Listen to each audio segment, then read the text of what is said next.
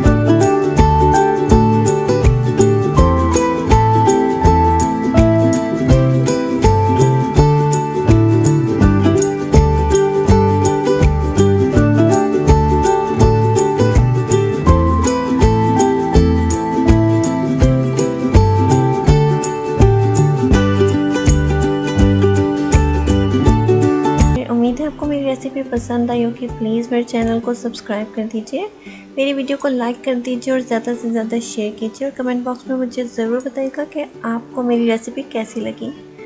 Thank you for watching.